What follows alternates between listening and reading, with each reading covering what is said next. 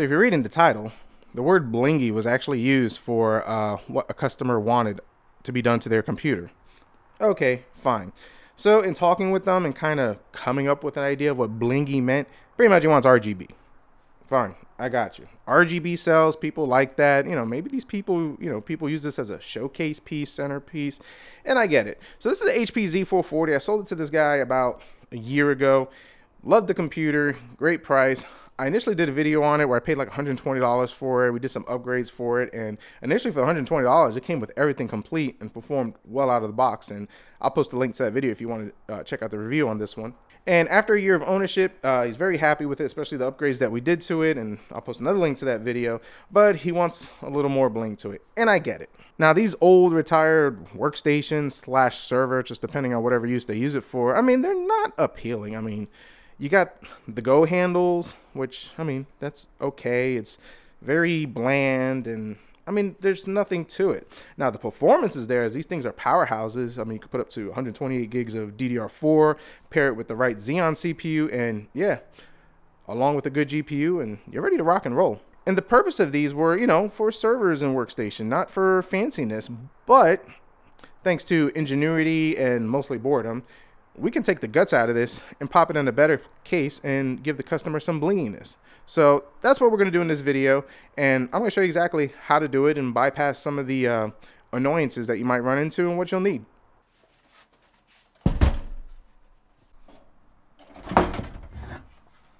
All right, so I'm not going to bore you with the whole taking this thing apart, because, I mean, taking this computer apart is very simple, guys. I mean, a whole bunch of those weird Torx flat screwdrivers that HP loves to use, get rid of all this. And so I'm going to take it apart. I'll show you exactly what we need to keep, and yeah, how to get this thing going. A mess. Things escalated. So this is the case that he wanted. So in a previous video, it may have been released, or it may will be released. I don't know where this video will fall in for this case, but I had bought this computer for $100, and I was able to kind of save it, repurpose it, and make this case a little better. But long story short, because I had it and it's available, and he actually wants the computer like yesterday pretty much, he says, hey, can you pop your my Z440 in this case? And I'm like, sure, we'll give it a shot. And the biggest thing was, because I did this, and because it has, number one, more airflow because it's open, and number two, you'll be able to see the RGB. So we're going to be popping that into this case, and hopefully everything should work. So now, a couple of things to note. The CPU cooler can be reused. I mean, it works fine. The temperatures on the CPU was pretty good, but I think it was ramping up, like I said, restriction, airflow in that other case. This is the memory cooler for the ECC memory. ECC memory tends to run warm, but I've ran these Z440s without it, and I've never had an issue with it. So, but definitely keep this, because this sells for a pretty penny on eBay. I think I've seen them sell for like $60 to $80, which is pretty decent. So just something to keep in mind, and I'll show you exactly how to bypass that error. And also the fans that come with it, they're just regular 4-pin PWM fans. I think they're 92 millimeters. They're definitely not 120, so I'm pretty sure they're 92 millimeters. So we can repurpose them in this case. I'm not sure if I'm going to reuse those or go with something else. We'll kind of see how the build goes. The biggest thing is to get an RGB strip in there. So let's kind of put this on a bench, more say, or a fancy motherboard box. And let's talk about the pinouts and get this thing fired up.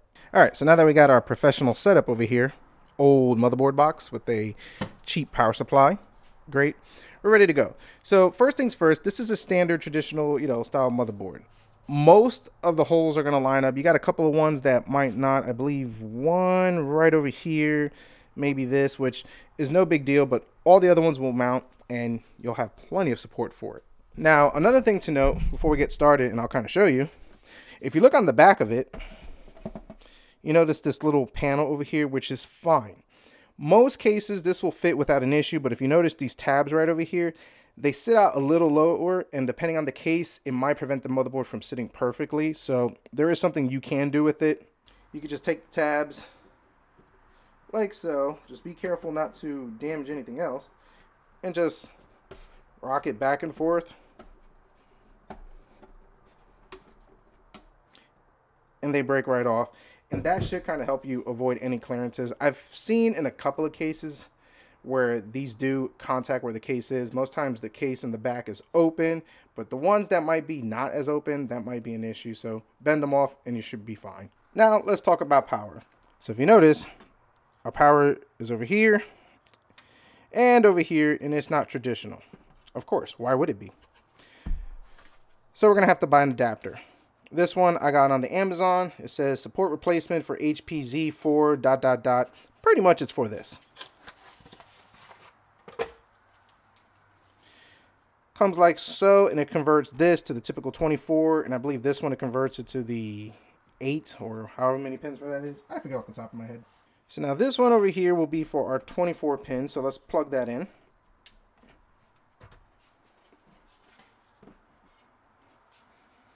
And this one should be for our 2, 4, 6. This one should be for our 8 pin.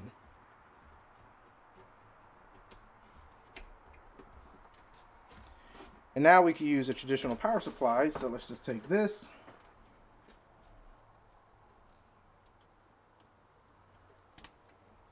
And our CPU power.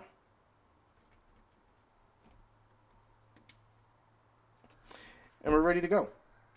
I'll post a link for this on the Amazon. I think it was like $10 or $12. I might have gone up. Everything goes up nowadays. So yeah, at least we got that done. So now that we got the power situation set up, we need a way to turn it on. And it'd be kind of nice to know if our, solid state drive or M.2 is blinking and working, activity lights, all that stuff. So that's kind of important. So we're going to move into right over here. So if you look at the rear motherboard, you see the rear I/O, and you got this nice long power brick connector or multiple things that, they just kind of everything all in one. And this is your front audio. So we're going to be working on this one. So let me get you in. So if you look, going from the rear, you're going to count 6 pins. 1, 2, top, bottom, 3, 4, top, bottom. There's a blank one, and then there's one at the bottom that has a pin. Those are the only ones that you got to worry about.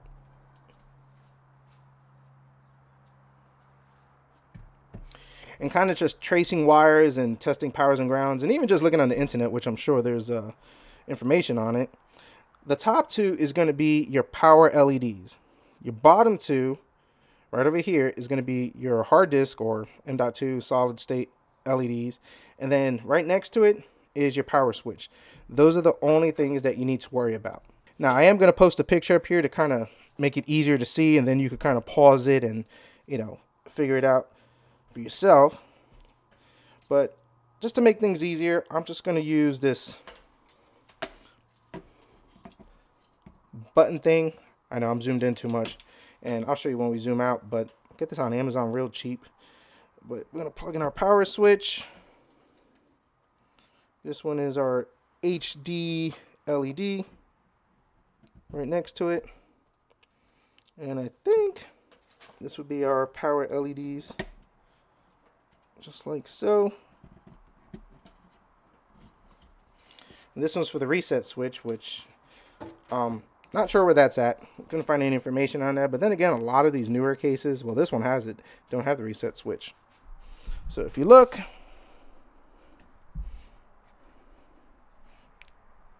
kind of see it right there. Let's see if I could move this joker over. There we go. But it's only those 6 pins that you got to worry about. So now we should be able to power this thing up. All right. So mostly for proof of concept and the fact that I'm a little lazy, but it works. This is our case that's going to be going into, and I kind of just pulled over the pins for the HD audio. This is for the USB 3. Just plugged them in. No mods, nothing fancy. Now the HD audio, if you look at it, I believe it's 12 pins versus the traditional 10 pins. And if you look at the end, the 2 pins, they're unpopulated. That's fine. If you just follow the little blank jumper and just plug it as so and just line it up, it'll be perfectly fine. Now, one thing I did forget to mention with the pin out is that the positive is going to be towards the rear I/O of the motherboard, in case somebody was wondering about that.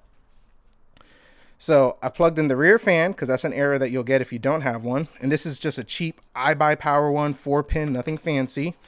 No mods to the USBs, no mods to the HD audio. We just put in a cheap graphics card, just a 1650, and we're going to fire it right up. So here we go. We got power. Activity lights are working. And do we have a post?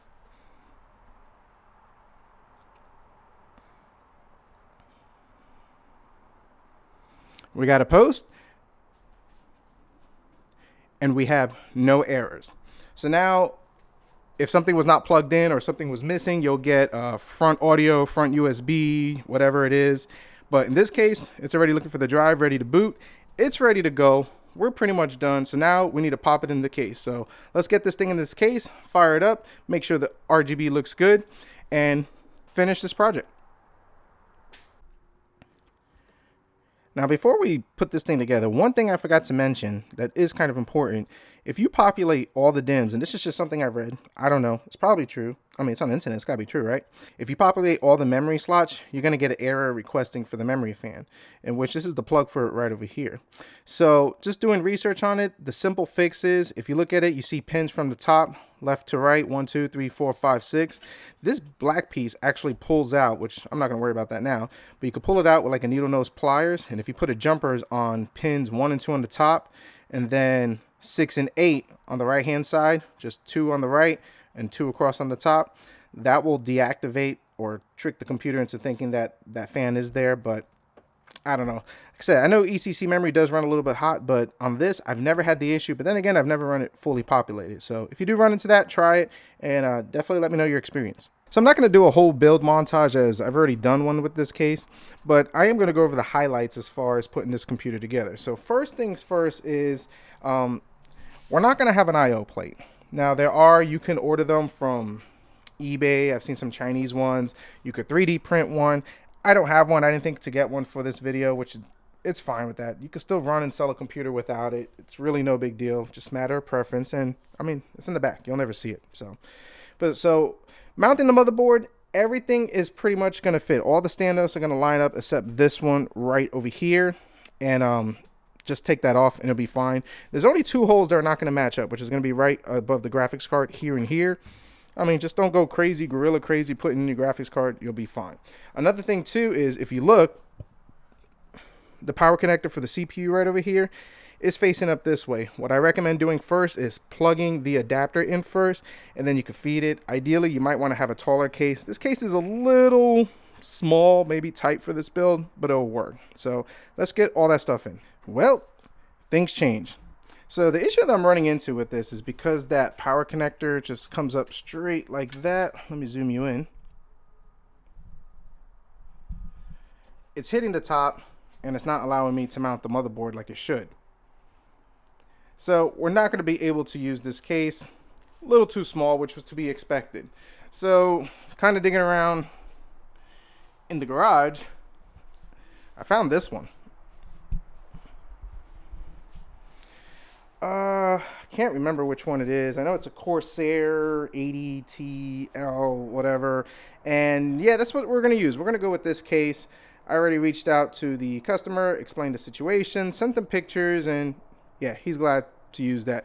I've had it in the garage for probably about 2 years. I haven't done anything with it. I think I did a build maybe 2 years ago, swapping an Optiplex case, but I need to get it out of here, and he likes it, he wants it, that's fine. So we're going to switch to this case. So now let's see if everything mounts up.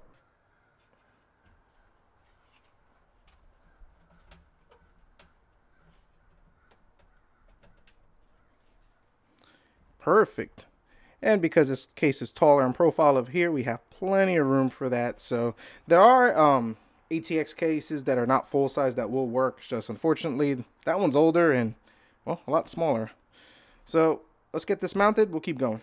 Well, things are happening, you know, and it fits and it looks so much better. I mean, I really like the way this is kind of coming out. And don't worry, we'll clean that. We'll address that. But that CPU power just kind of tucks in through that grommet. Everything hides in the back. The same thing with the power one over here. And I will say, I do miss working on these full-size computers. I mean, there's so much room for activities and stuff. And don't worry, we're professionally going to do cable management. All right, so we're put together, and this was a lot easier, primarily because we had a lot of room for activities. So that was actually pretty good. And I think we got the bling action that they wanted. So looks pretty nice. So I'm running Cinebench R20 just to kind of get an idea of the temps, because his concern was the fans were ramping up. He said he was hitting degrees of 80 degrees, 75 to 80 degrees Celsius. So we're going to do a run on this, see how it's going, get an idea of the score, and once it's completed, I'll show you where we're at. So after completing our test, our max temperature is 63 degrees Celsius, which is a huge improvement. Now, I didn't repaste the thermal paste or really do much of anything besides putting it in a bigger case, but we have a lot of airflow, no restrictions. I mean, just look at all that. A 140 in the front, a 120 in the back, so fantastic. Our score, and this is a E52667V4. I think I misquoted it earlier. 3,392, nothing to write home about, but it is beating the i7-7700K. Well, you know, we got more cores and all that stuff. And our max boost clocks was about 3.5 gigahertz. So good performance, a lot quieter as the fans barely ramped up, and this thing is running fantastic. Now to show proof of concept in which you guys will see that we're not going to get any funky weird errors for memory or USB ports. I have this thing off, let's fire it up.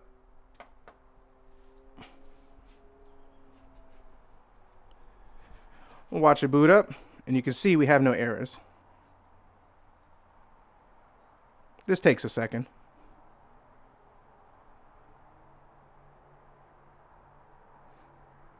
Here we go.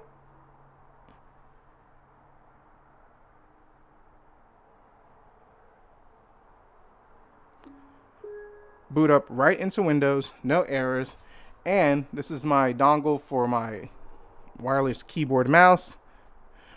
Our front USB is working, everything's running fantastic, so very easy swap. So as you can see, we got plenty of room. This is a real large case. You actually don't have to go to case this big. They do sell ATX cases that have a little more height on the top. That way you can fit that connector up here, because the biggest issue you're going to run into is that connector, and if you don't have enough height, that connector will not fit, the motherboard will not fit, and yeah, it's definitely not going to work. And one thing I do like is how the connector kind of routes to the back, so we kind of tuck in the wires a lot better. It looks cleaner. And you can see over here, because this is for the 24 pin, same thing, tucks into the back, looks good. So for what he's into it, he paid $200 as is for it a year ago, and the case, I'll probably sell this case to him cheap for about 40 bucks. It's a really good case, and the power supply, he provided that. That's something that he had at another system that I built them. So I mean, it works. Still get to repurpose the computer. So if you see an HP Z440, real cheap, pick it up. Case swap is very simple. The only thing is, make sure you get those power supply connectors and with a case with a good height. So hope you enjoyed this video. Comment down below thoughts, concerns, criticisms, suggestions, improvements, and if you really like this video, please hit the like button, subscribe if you're not, and as always, we'll see what we come up with next.